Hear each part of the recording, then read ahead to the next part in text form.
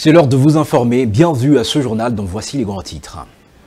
Union sacrée de la nation, des voix se lèvent déjà pour contester les calculs du secrétaire permanent André Mbata Mangou, auteur du présidium de 40 membres. D'aucuns s'interrogent déjà sur le bien fondé du rôle du plus grand commun diviseur que jouent les députés de Dibelengue au sein de la plateforme de soutien aux actions du chef de l'État. Au Sud Kivu, l'Assemblée provinciale ouvre ses portes. La session de mars a démarré à Uvira, siège provisoire des institutions provinciales. Vous suivrez les images tout de suite. Et puis, affaire d'essai violent de l'agent Kabeya Ntsenda de la police de circulation routière, la police nationale annonce l'ouverture d'une enquête afin de tirer au clair ce dossier. Fini pour le sommaire, tout de suite le développement de tous les titres. D'abord, dossier du policier de la circulation routière Kabeya Ntsenda qui aurait succombé suite aux coups et blessures reçus des hommes commis à la garde de la première ministre Judith Suminwa Tsholoka. Les témoignages de l'un de ses collègues devenu viral sur les réseaux sociaux dénoncent une exécution alors qu'il aurait intercepté le cortège pour infraction routière. En réaction, la police nationale annonce l'ouverture d'une enquête et appelle la population au calme. Le service d'information et de communication de la police nationale congolaise tient à fixer l'opinion publique par rapport aux informations en circulation sur les réseaux sociaux, informations faisant état du décès du brigadier de première classe Kabeya Ntsenda Fiston de la police de circulation routière ville de Kinshasa. Les circonstances de la mort n'étant pas encore élucidées, la police nationale congolaise appelle la population à ne pas céder à la manipulation et à la désinformation. Car la justice militaire est déjà saisie de ce dossier et les enquêtes sont en cours pour identifier et appréhender les auteurs de cet acte odieux pour qu'ils puissent répondre de leurs actes. Par ailleurs, la hiérarchie de la police nationale congolaise présente ses condoléances les plus attristées à toute la communauté policière en général et à la famille du policier défunt en particulier. Alors que le président de la République, Félix-Antoine Tshisekedi Tshilombo, est à la recherche de la cohésion nationale en vue de bouter l'ennemi hors du territoire national, un malaise couve au sein de l'Union sacrée de la nation. Des voix se lèvent pour dénoncer la supercherie du secrétaire permanent de la plateforme présidentielle.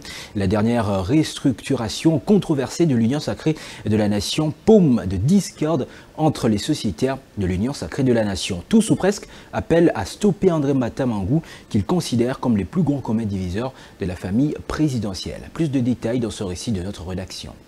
En arithmétique élémentaire, le plus grand commun diviseur de deux nombres entiers non nuls est le plus grand entier qui le divise tous les deux. Cette réalité mathématique se vérifie très bien au sein de l'Union sacrée de la nation, la plateforme politique de la majorité présidentielle en République démocratique du Congo. Alors que le président de la République, Félix-Antoine Tshisekedi Tshilombo, autorité de référence de l'Union sacrée, a confié à André Mbata d'assurer les secrétariats de la plateforme, ces derniers substitue une sorte de necte ultra, telle la grenouille qui veut se faire aussi grand que le bœuf. L'ancien bras droit de Vital Kamerhe, passé à l'UDPS, s'octroie de prérogatives balénesques. L'homme se place au piédestal, au même titre que le chef de principaux partis et regroupements qui composent la famille politique du chef de l'État. Mbata devient donc le chef de parti et se comporte comme tel. L'homme peut même placer qui il veut au présidium de l'Union selon le deal personnel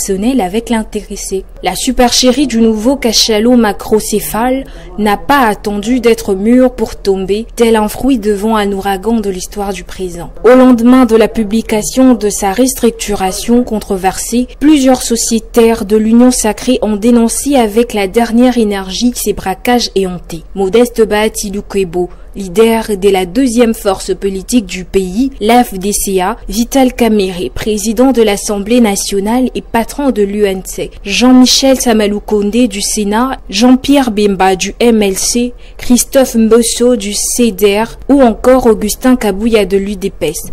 Tous, ou presque, ont allumé le feu rouge devant la vitesse de croisière que prenait le secrétaire de l'Union sacrée, voiturant les ingrédients de la fissuration programmée de la plateforme présidentielle et l'affaiblissement de son chef à l'heure de la mobilisation générale. Promis à ouvrir les hostilités contre André Mbata, Le sénateur de l'UDPS et ses mosaïques ont accusé le secrétaire de vendre d'opposition sans coup férir. Ces élus, des élus, ont dénoncé la nomination sélective et partisane de membres du présidium sur base de clientélisme et de népotisme. La confusion délibérément entretenue de l'usurpation de pouvoir de la haute autorité politique par le secrétaire permanent.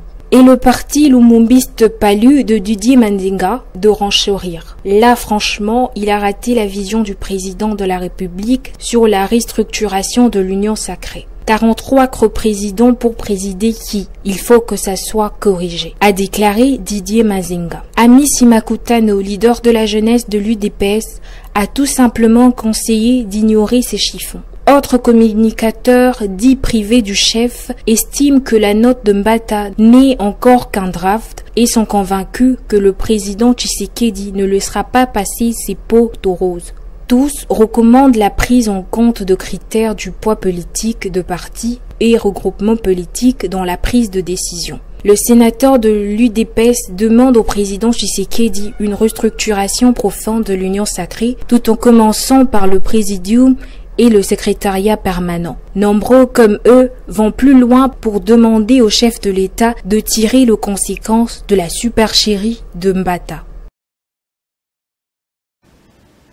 Les églises de réveil, la communauté islamique du Congo invite la SENCO et l'ECC à soutenir les consultations politiques menées par le conseiller spécial du chef de l'État en matière de sécurité. Pour l'archevêque Ejiba Yabapia, toute initiative doit s'aligner sur l'appel à l'unité nationale lancé par le président de la République, Félix-Antoine Tshisekedi Tshilombo, garant de la Constitution et de l'intégrité territoriale. À cet effet, nous, comme confession religieuse, nous en appelons aux autres qui ne sont pas encore venus. Nous ne pouvons pas manquer de faire appel à ceux qui sont des SENCO, SCC, de pouvoir emboîter les pas et de venir à ces consultations et d'apporter leur contribution, car tous nous avons un objectif commun, la paix pour la République démocratique du Congo, la victoire contre la guerre d'agression, l'unité du peuple congolais et le bien-être de tous, afin que ceux qui occupent une partie du territoire puissent quitter et la libérer, afin que le développement du peuple congolais continue son chemin. Et nous, comme confession religieuse, nous, comme hommes d'église, nous saluons l'initiative, nous la soutenons et nous sommes partie prenante à ce sujet. Je pense, s'il y a une quelconque initiative, elle doit se greffer. S'il y a une quelconque initiative, elle doit appuyer. Parce que sur le plan de la Constitution, le chef de l'État, il est le garant de la nation. Et donc, tous les Congolais, qu'ils soient religieux ou non religieux, répondent de ces règlements de la Constitution. Voilà pourquoi nous disons que toutes les initiatives dans ce temps précis doivent tenir compte de l'initiative majeure, donc l'appel du chef de l'État à tous les Congolais, à l'unité, à l'intégrité du territoire. Consultation politique, c'est le tour du président de l'Union de la presse du Congo, UNPC, Baudouin Kamanda, et sa délégation d'être reçue par le conseil spécial du chef de l'État. Le numéro 1 de l'UNPC a appelé le média congolais à renforcer l'offensive médiatique durant cette période d'agression du pays par le Rwanda.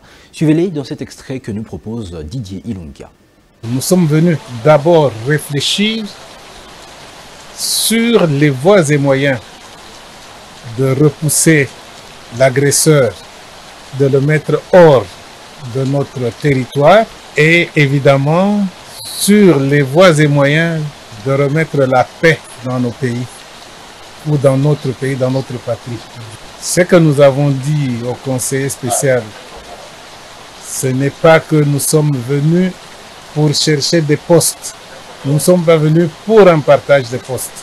Nous sommes venus pour réfléchir sur la manière de remettre la paix dans le pays. J'estime que aujourd'hui nous avons compris l'offensive médiatique doit être menée correctement et doit être menée à bien. Je ne veux critiquer personne, je ne veux parler de personne, mais je dis seulement que nous devons renforcer l'offensive médiatique. À Kinshasa, les échanges sur la recherche de l'unité nationale pour des solutions à la crise sécuritaire se poursuivent au bureau du Conseil du chef de l'État en matière de sécurité. Lambert Mende présente ce cadre comme un moment d'introspection devant aboutir à un sursaut. Pour lui, il est important de boucler ces pourparlers, même si certains acteurs refusent l'initiative puisque l'enjeu reste la nation et son avenir. Aujourd'hui, c'est la nation qui est en danger. Et si la nation disparaît, nous n'aurons même pas un espace où faire valoir toutes nos ambitions, quelles qu'elles soient. Ce pays est convoité à cause de ses immenses ressources. Je voudrais que tout le monde en prenne conscience. Et c'est ainsi que je voudrais appeler tous mes compatriotes, de la majorité comme de l'opposition, de la société civile et particulièrement les leaders religieux, en ce compris ceux de l'Église catholique et de l'Église protestante. S'agissant de ces deux confessions religieuses, j'ai été heureux d'apprendre que le représentant de sa sainteté, le pape en République démocratique du Congo, Monseigneur le nonce apostolique, a eu les mots justes pour placer la responsabilité de toutes ces confessions religieuses et particulièrement de l'Église catholique quant à la recherche des solutions à cette tragédie humainement inacceptable que notre pays est en train de traverser. Je voudrais donc, pour terminer sur cette question, engager son Excellence, Monsieur le Président de la République, à terminer ces concertations, puisque, bien sûr, nous sommes en guerre et notre peuple n'a rendez-vous avec personne d'autre qu'avec son destin. Et le destin de notre peuple est mis en péril. Chaque jour qui passe aggrave ce péril. Je voudrais aussi engager Monsieur le conseiller spécial du Président de la République à boucler cette étape de consultation. Certes, il y a quelques-uns parmi nous qui ne sont pas prêts encore à répondre pour une raison ou une autre à cet appel institutionnel qui a été lancé par le Président de la République. Mais je voudrais engager le Président à laisser la porte ouverte, même si des réponses peuvent être apportées aux problèmes que nous avons par étapes. La rentrée parlementaire a été effective le 31 mars 2025 à Uvira, où 26 députés provinciaux ont répondu présents à la session inaugurale présidée par Fiston Kabeza Zaindoula, président de l'Assemblée provinciale de Sud-Kivu. C'était en présence du gouverneur intérimaire Jean-Jacques Elakanou et quelques personnalités politico-administratives et civiles. Suivez Alain Magourou pour plus de détails. C'est l'auditorium des femmes et filles, 6 à la mairie d'Uvira qui a servi de cadre pour la cérémonie d'ouverture solennelle de la session de mars 2025 à l'organe délibérant du Sud-Kivu, aussi délocalisé à Uvira, devenu chef-lieu et siège provisoire des institutions provinciales. Tout Uvira était en alerte maximale. Pour cet événement marquant le maintien effectif de l'ordre constitutionnel dans la province du Sud-Kivu, cher à son gouverneur, le professeur Jean-Jacques Pouroussi Sadiki, représenté à cette grande solennité par son vice-gouverneur et gouverneur par intérim, l'honorable maître Jean-Jacques Elakanou Mioa. Accueilli par le détachement d'honneur de la police nationale congolaise, le président de la première institution du Sud-Kivu, l'honorable Fiston Kabeza Zaindoula, accompagné à son tour par tous les autres membres du bureau à l'exception du rapporteur, après avoir rendu hommage aux victimes innocentes de la rébellion de l'AFC M23 par l'observation d'une minute de silence, a circonscrit le cadre réglementaire de cette session en condamnant avec la dernière énergie le trouble de l'ordre constitutionnel en province du Sud-Kivu. Le social, l'éducation, la santé et l'humanitaire n'ont pas été omis dans son adresse qui a captivé l'attention de toute l'assistance. Nous profitons de cette séance pour plaider aussi pour la mise en place d'un plan de contingence en faveur de la population déplacée et de ces deux institutions provinciales délocalisées aujourd'hui à Uvira avec l'appui du gouvernement provincial et du gouvernement central. Le Conseil provincial de la jeunesse du Sud-Kivu, représenté à cette solennité parlementaire par le Dr John Kabondero Cléophas, a tenu à faire entendre sa voix, se félicitant de l'atteinte du quorum, soit 26 députés provinciaux présents, qui, selon lui, est une grande victoire. Nous avons été surpris de la présence au moins de tous les honorables députés ici à Uvira, où nous avions nous-mêmes participé en tant que la jeunesse au lancement des activités et de la plénière d'aujourd'hui. L'ouverture officielle de la session de mars 2025 à l'organe délibérant pour le gouverneur intérimaire du Sud Kivu, l'honorable maître Jean-Jacques Elakano Mioa, et le couronnement des efforts non complaisants de la restauration de l'autorité de l'État en cours. Je remercie aussi les députés provinciaux pour avoir bravé la paix. Petit à petit, la guerre est derrière nous. Nos vaillants Ouazalendo, FARDC ainsi que la police sont plus que jamais déterminés. Le commandant suprême est avec nous. Exercice analogue à l'Assemblée provinciale de Kinshasa qui a ouvert sa session de mars 2025 dans un contexte marqué par l'insécurité grandissante et l'asphyxie du trafic routier dans la ville. Deux préoccupations majeures sur lesquelles les élus provinciaux se sont penchés, ont appelé à se pencher d'ailleurs avec diligence. Rebecca Kalonda pour le reportage.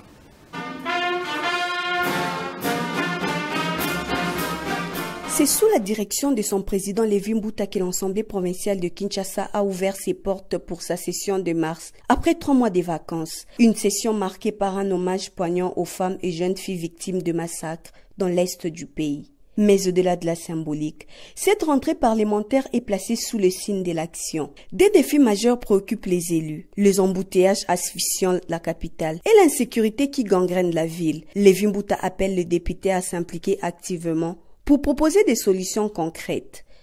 L'Assemblée provinciale de Kinshasa se propose de s'impliquer activement dans la recherche de solutions appropriées et durables contre des embouteillages qui perturbent gravement la circulation routière dans la ville de Kinshasa.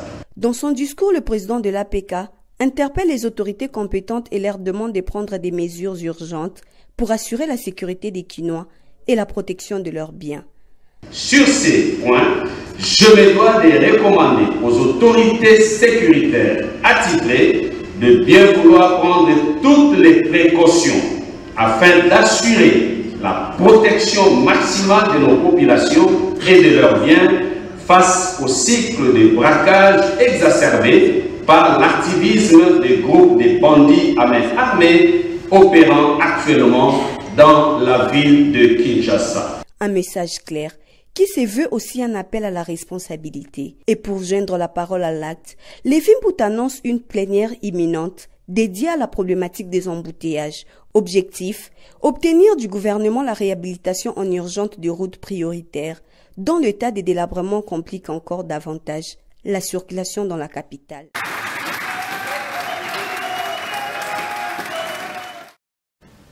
Et puis, en marge de la clôture du mois consacré à la défense et à la promotion des droits de la femme, une femme a retenu l'attention du jury Prix Femmes de Valeur. Il s'agit de Yannick Zola, la directrice générale adjointe de Smart Tech Digital, un opus innovant dans l'intelligence du marketing et du numérique. Ce prix lui a été décerné à Kinshasa le lundi 31 mars par l'ASBL Presse congolaise Objectif dans le cadre du trophée d'honneur Mérite et Excellence. Reportage Ebenezer Bwangawe Namoyo et Célestin Kalombo Kabeya.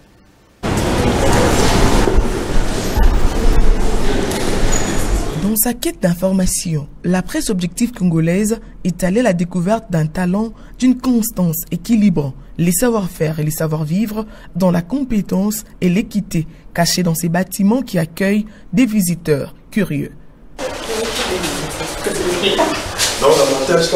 Il s'agit bien de Yannick Zola, directrice générale adjointe de Smart Tech Digital et présidente nationale de la fondation qui porte son nom. Elle est donc la révélation du prix Femmes des Valeurs. Au nom de la presse objective congolaise, nous décernons en ce jour le trophée d'honneur, de mérite et d'excellence, prix Femmes de Valeur à Madame Mboka Zola Yannick, qui est bien DGA de Smart Tech Digital et promotrice présidente de la fondation Yannick Zola. Madame,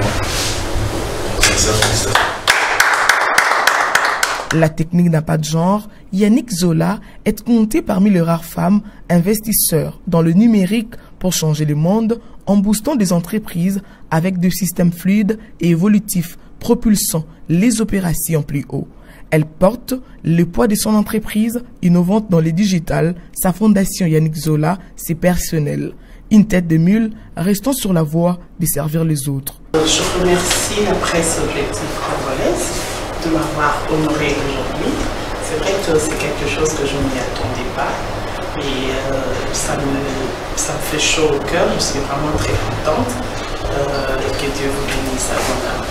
Femme des valeurs, un concept qui touche à la distinction et démarcation de la gente féminine, pétrie de talent et capable de s'engager pour des objectifs nobles dans une société à la recherche d'une identité, les cas de la République démocratique du Congo.